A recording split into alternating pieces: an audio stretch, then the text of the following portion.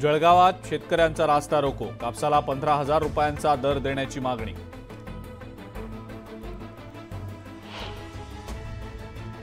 धाराशिवमध्ये शेतकऱ्यानं पपईच्या शेतावर फिरवला रोटावेटर, योग्य दर न मिळाल्यानं उचललं टोकाचं पाऊल।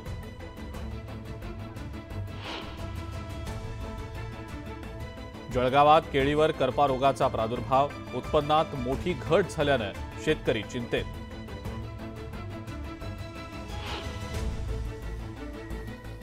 गोंदियामध्ये धान खरेदीची कोंडी दूर होणार, 46,000 शेतकऱ्यांनी केली धानाची विक्री।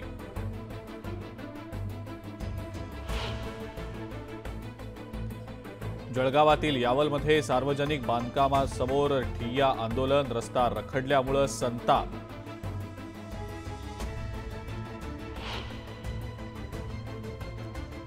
धाराशिवमधल्या वाशी तालुक्याला 15 दिवसाआड होतोय पाणी पुरवठा, नगरपंचायतीच्या चुकीच्या नियोजनाचा शहरवासियांना फटका।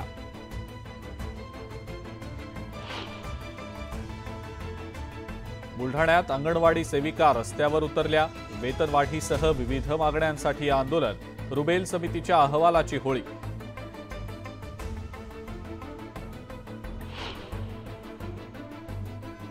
सांगलीमध्ये सापडले कोरोना बाधित नवे 3 रुग्ण, आरोग्य यंत्रणा सतर्क।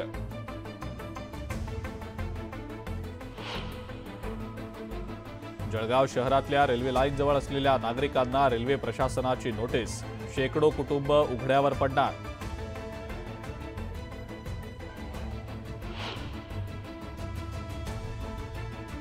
उरुळी कांचनमध्ये शाळेच्या गेट बाहेर 2 गटांमध्ये राडा, हाणामारीचा व्हिडिओ झाला व्हायरल।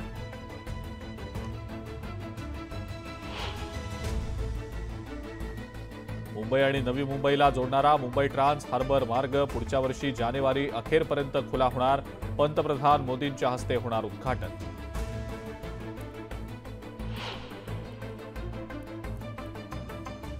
राज्यातील पहिली भूमिगत मेट्रो असलेल्या मेट्रो 3च्या पहिल्या टप्प्याचं काम जवळपास पूर्ण, जानेवारी महिन्याच्या अखेरपर्यंत मार्गिका सेवेत येण्याची शक्यता।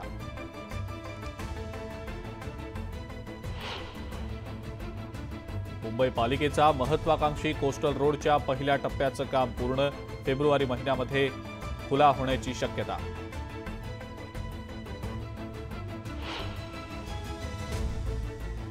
बीडमधील तब्बल 26,729 विद्यार्थ्यांचं आधार प्रमाणीकरण रखडलं, शाळांमधील बोगस पटसंख्येला आळा घालण्यासाठी मोहीम।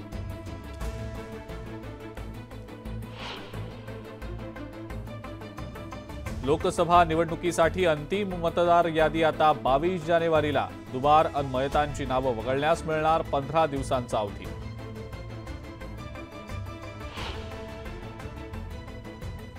मुंबईकरांना नव्या वर्षामध्ये पालिकेकडून भेट, 4 नव्या रुग्णालयांची भेट देत अद्ययावत सुविधा उपलब्ध करून दिली जाणार।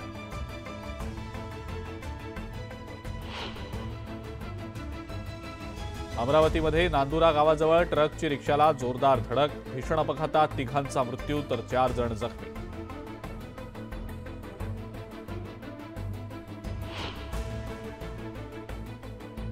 आणि मध्य प्रदेशच्या गुनामध्ये भीषण अपघात, बस आणि डंपरची समोरासमोर धडक, अपघातात 12 जणांचा मृत्यू।